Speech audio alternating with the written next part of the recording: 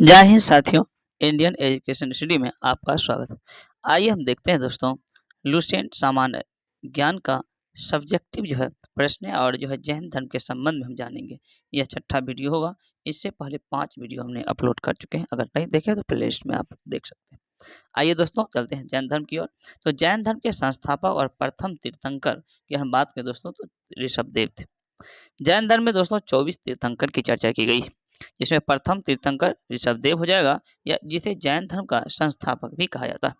जैन धर्म के 23वें तीर्थंकर की हम बात करें दोस्तों तो पार्श्वनाथ हो जाएगा, जो कि जैन धर्म के 23वें तीर्थंकर थे, जो काशी के इक्ष्वाकु वंशी राजा अश्वसेन के पुत्र थे। तो पार्श्वनाथ दोस्तों किसके पुत्र थे? अश्वसेन के पुत्र थे। पार्श्वनाथ जो कि जैन धर्म के 23वें तीर्थंकर थे, इन्होंने 30 वर्ष की अवस्था में सन्यासी जीवन को स्वीकार किया। और इनके द्वारा यानी कि पार्श्वनाथ के द्वारा दी गई जो शिक्षा है दोस्तों, वह है, पहला है हिंसा न करना, दूसरा है सदा सत्य बोलना, तीसरा चोरी न करना, चौथा है दोस्तों संपत्ति न रखना। वर्धमान महावीर की हम बात करें दोस्तों तो जैन धर्म के 24वें तथा अंतिम तीर्थंकर थे।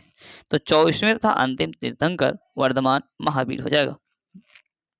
वर्धमान महावीर के जन्म की हम बात करें तो 540 ईस्वी पूर्व में वर्धमान महावीर का जन्म हुआ था, और कुंडलगम ग्राम वैशाली में वर्धमान महावीर का जन्म हुआ था, कुंडल ग्राम वैशाली। पिता का नाम सिद्धार्थ हो जाएगा, जो दोस्तों ज्ञात्रिक कुल के सरदार थे। माता का नाम त्रिशला, जो लिच्छवी राजा चेटक की बहन थी। तो वर्धमान महावीर के माता त्रिशला थी, जो किसकी? चेटक की बहन थी, जो लिच्छवी के राजा थे। और वर्धमान महावीर के पिता का नाम सिद्धार्थ थे, जो ज्ञात्रिक कुल के एक सरदार थे। वर्धमान महावीर के पत्नी का नाम दोस्तों यशोदा था, पुत्री का नाम अन्नोजा प्रियदर्शिनी थी। वर्धमान महावीर के बचपन की अगर हम बात करें नाम दोस्तों, तो बचपन का नाम वर्धमान था, जैसे कि महावीर, तो महावीर के बचपन का नाम वर्धमान था। 30 वर्ष की उम्र में इन्होंने अपने माता पिता की मृत्यु के पश्चात इनके बड़े भाई नंदीवर्धन था दोस्तों, इसी नंदीवर्धन से अनुमति लेकर संन्यास जीवन को स्वीकारा। कब? तो 30 वर्ष की उम्र में। 12 वर्ष की कठिन तपस्या के बाद महावीर को जिम्भ्रिक के समीप ऋजुपालिका नदी के तट पर साल वृक्ष के नीचे तपस्या करते हुए संपूर्ण ज्ञान का बोध हुआ। इस समय दोस्तों वे महावीर यानी जीन, महावीर जो है जीन, जिसका अर्थ होता है विजेता, अहर्त यानी पूज्य, और निग्रंथ यानी बंधनहीन कहलाए। महावीर ने दोस्तों अपना उपदेश प्राकृत यानी अर्ध मागधी भाषा में दिया, प्राकृत भाषा में दिया। और वर्तमान महावीर के अनुयायियों को मूलतः निग्रंथ कहा जाता है, निग्रंथ। वर्धमान महावीर के प्रथम अनुयायी दोस्तों उन्हीं के दामाद जामिल हुए, उनके दामाद जामिल हुए। प्रथम जैन भिक्षुनी नरेश दधिवाहन की पुत्री चंपा थी।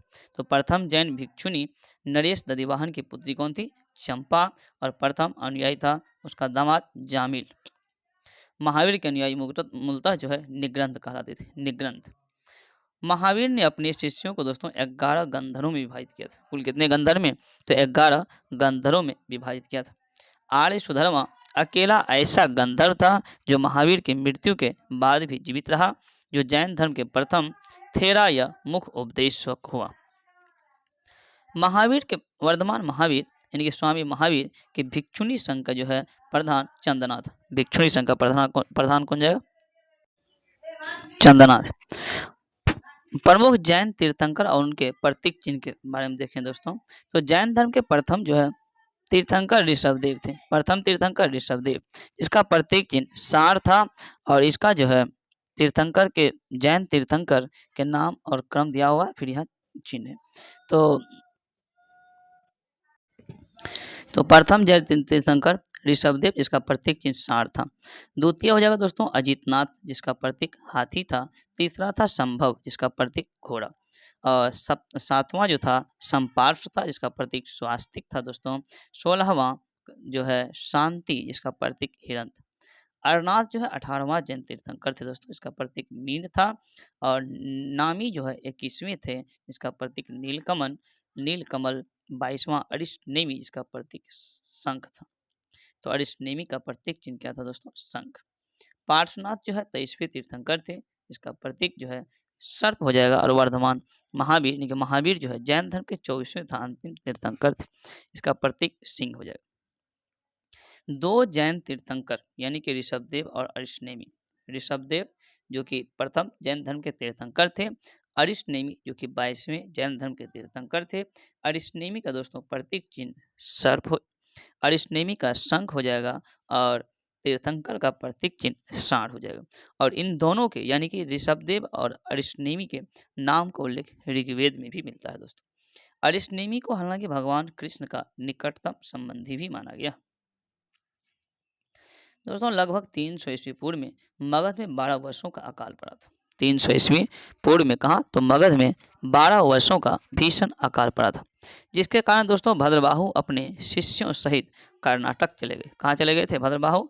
तो कर्नाटक चले गए थे। किंतु कुछ अनुयायी जो है स्थूल भद्र के साथ मगध में ही रुके रहे।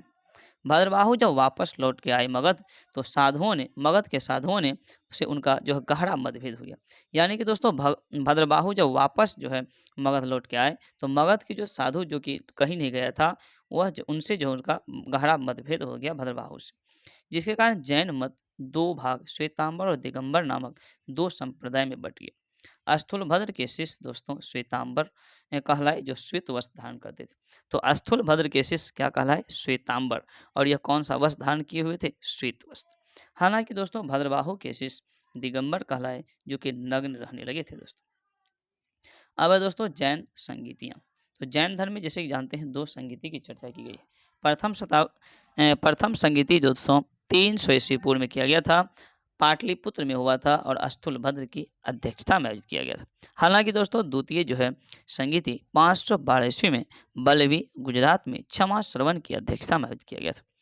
जैन धर्म में दोस्तों त्रिरत्न की चर्चा की गई। त्रिरत्न यानी सम्यक दर्शन, सम्यक ज्ञान, सम्यक आचरण। तो सबसे पहले दर्शन करना है, फिर उससे ज्ञान प्राप्त करना और फिर उनकी ज्ञान को आचरण करना है। यानी कि जैन धर्म में त्रिरत्न की चर्चा। त्रिरत्न यानी कि सम्यक दर्शन, सम्यक ज्ञान और सम्यक आचरण। त्रिरत्न के अनुशीलन में निम्न 5 महाव्रत का पालन करना अनिवार्य था दोस्तों। ये 5 जो महाव्रत था, यह था अहिंसा, सत्यवचन, अस्तेय, अपरिग्रह और ब्रह्मचर्य। जैन धर्म के 4 वर्ग शिक्षा, अन्न, चिकित्सा, आवास के सिद्धांत ने इसे लोकप्रिय बनाने में मदद किया था। जैन धर्म में दोस्तों ईश्वर की मान्यता नहीं है। तो जैन धर्म में ईश्वर की मान्यता नहीं है। हालांकि जैन धर्म में आत्मा की मान्यता है। तो ईश्वर की मान्यता नहीं है जैन धर्म में, और आत्मा को मान्यता दिया गया है। महावीर पुनर्जन्म और कर्मवाद में विश्वास करते थे। पुनर्जन्म और कर्मवाद में विश्वास करते थे दोस्तों। जैन धर्म के सप्तभंगी ज्ञान के अन्य नाम स्यादवाद या अनेकांतवाद हैं। जैन धर्म ने अपने आध्यात्मिक विचार शाख दर्शन से ग्रहण किया। तो जैन धर्म अपने आध्यात्मिक विचार कहाँ से ग्रहण किया दोस्तों? यह शाख दर्शन से ग्रहण किया। जैन धर्म को मानने वाले जो राजा थे उदयन, बंदराज, चंद्रगुप्त मौर्य, उदयन, बंदराजा, चंद्रगुप्त मौर्य, कलिंग नरेश खारवेल, राष्ट्रकूट राजा अमोघवर्ष और चंदेल के शासक। ये सब जो शासक है दोस्तों जैन धर्म को मानने वाले मुख्य राजा थे।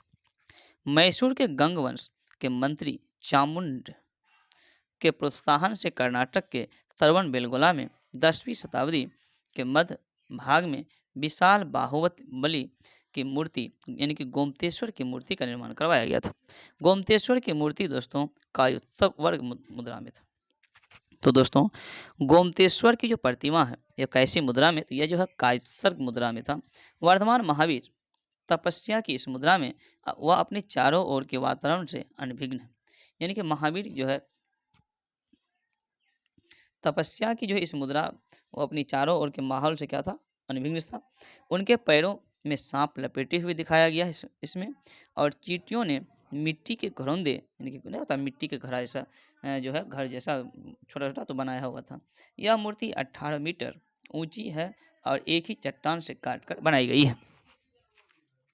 खजुराहो में जैन मंदिर का निर्माण चंदेल शासकों के द्वारा बनाया गया था। तो खजुराहो के जो है दोस्तों खजुराहो के जैन मंदिर है, इसका निर्माण कौन किया था? तो चंदेल शासक के द्वारा इसका निर्माण करवाया गया था। मौर्योत्तर युग में मथुरा जैन धर्म के प्रसिद्ध केंद्र था। तो दोस्तों मथुरा मौर्योत्तर युग यानी कि मौर्य के जो काल जिसके मौर्य वंश के बाद के काल जो है, यह जो है मथुरा कौन से धर्म का प्रसिद्ध केंद्र था, तो जैन धर्म का। मथुरा कला का संबंध जैन धर्म से ही है दोस्तों। तीर्थंकर जैन तीर्थंकरों की जीवनी भद्रबाहु द्वारा लिखा गया कल्पसूत्र जो पुस्तक है इसमें, तो कल्पसूत्र के लेखक कौन हो जाएगा, भद्रबाहु, और यह जैन धर्म की जीवनी लिखा था। 72 वर्ष की आयु की हम बात करें दोस्तों, 72 वर्ष की आयु में वर्धमान महावीर को निर्वाण यानी कि मृत्यु वर्धमान महावीर की हुई थी 468 ईस्वी पूर्व में, और यह मृत्यु वर्धमान महावीर का कहाँ पर हुआ था, तो बिहार राज्य के पावापुरी यानी राजगीर। मल्लराज सृष्टिपाल के राजप्रसाद में महावीर स्वामी को निर्वाण की प्राप्ति हुई। तो महावीर स्वामी को निर्वाण की जो प्राप्ति हुई दोस्तों, मल्लराज सृष्टिपाल के राजप्रसाद में। तो दोस्तों ये था जैन धर्म, और मुझे यकीन है कि ये वीडियो आपको पसंद आया। अगर ये वीडियो आपको पसंद आए तो कृपया इसे लाइक करें, चैनल को सब्सक्राइब करें। Thank you. नेक्स्ट वीडियो में देखेंगे बौद्ध धर्म।